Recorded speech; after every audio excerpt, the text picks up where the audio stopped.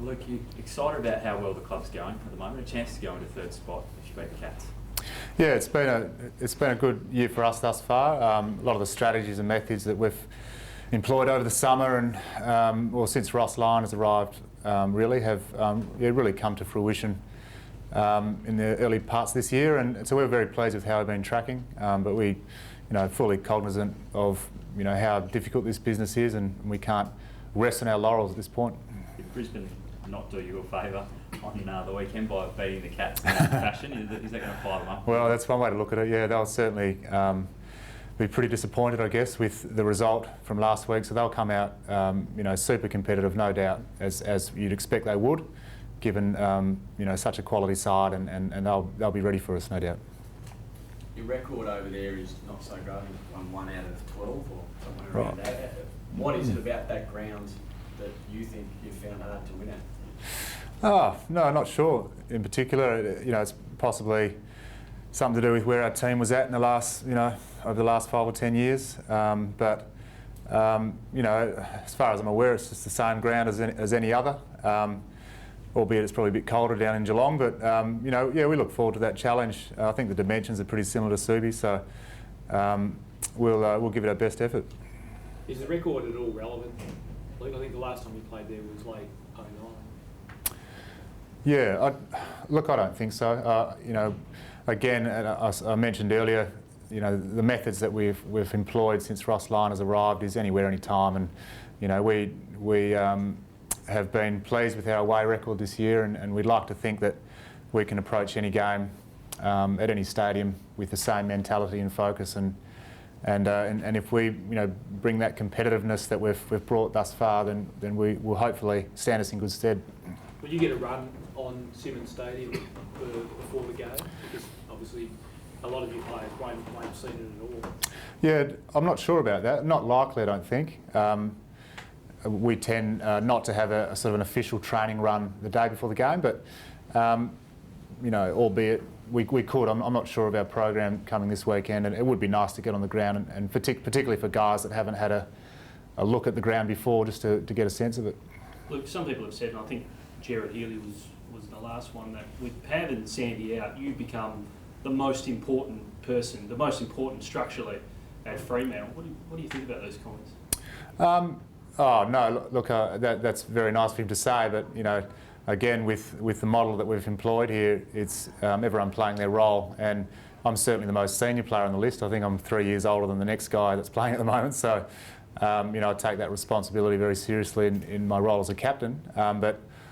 But structurally, I play my role as a tall defender, and we've got another tall defender in Zach Dawson, and we've got ruckman, and we've got tall forwards, and everyone's playing their role to the best of their capabilities. How are you enjoying that leadership role at the moment?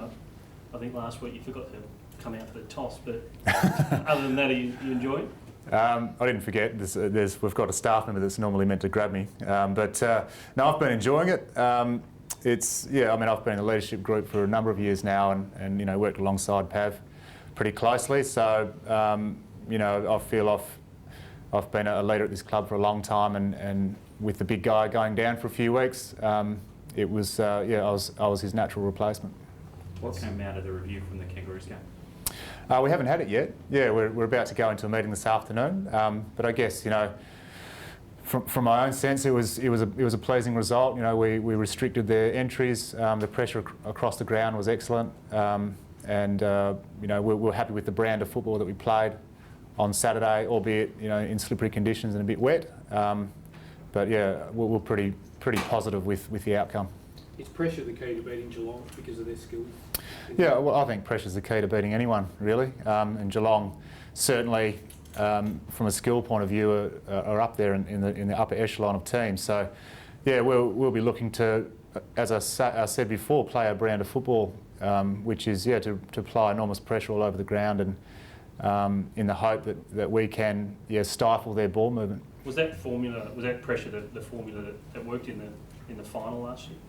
Yeah, I mean that's sort of the style that we've been trying to play under Ross's game plan, and we know that he's a particularly defensively minded coach. And so in that final last year, it was working very hard to keep an enormous amount of pressure around the ball at all times, and to try and stifle their ball movement.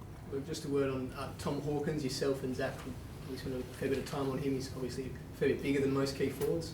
Yeah, he's a big guy. I've had the privilege of playing on him a number of times over the years, and yeah, he's certainly hard work. He's a big guy, and he knows how to use his body. So yeah, between myself and Zach, we'll be getting the job and relying on plenty of pressure up the field and lots of sort of roll-off support from other defenders in the vicinity. Talking about the pressure earlier, your forwards have been brilliant. I mean, Hayden Ballantyne especially in that forward pressure tackling.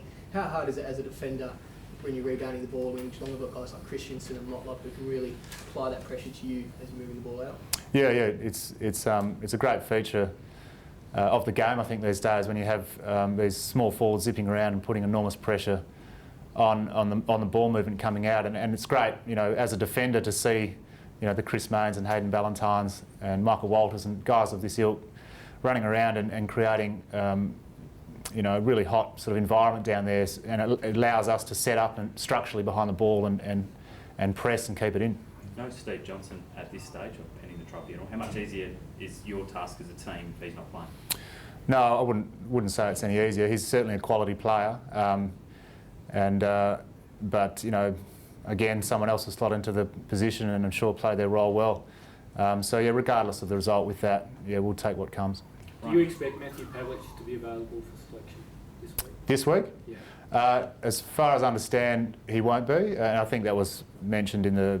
I think Chris Bond sent a message out this morning or something about both Pavlich and Sandilands won't be available this week, and that's correct, isn't it, Luke? Yeah. So they've still got a bit of block of training to get through, but we imagine both of them are very close at this point, but probably this week will be a bit too soon. Look, how many games, I mean, obviously now it's managing them, so no reoccurrence, etc., and get them ready for finals. How many games leading into a finals campaign do you think an individual like them would need to just be ready to go come September?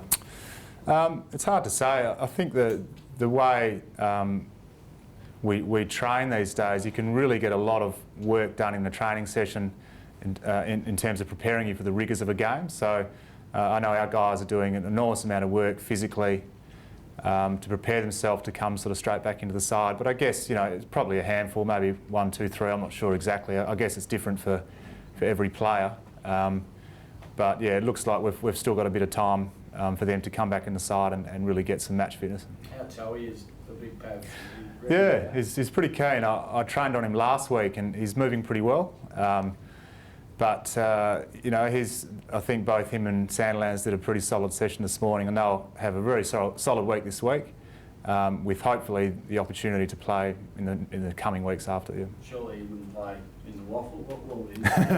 He's told that he's going to go down East Fremantle at some stage in the next couple of weeks. Look, knowing Pav, he'll take on any challenge that's given to him, and I dare say when you're a 27-time All-Australian, you're allowed to come straight back into the side, but yeah, Pav is, he'll prepare himself as best as possible, and I'm sure we'll welcome him back at some stage. Do you reckon next week, would you have any gut feeling as to when he's going to play? Yeah, all I can say is it's very close. I mean, I was sort of the same, sort of sensing it could be this week, but it's given the fact that you know guys are close when they're involved in all aspects of training, and he is at the moment.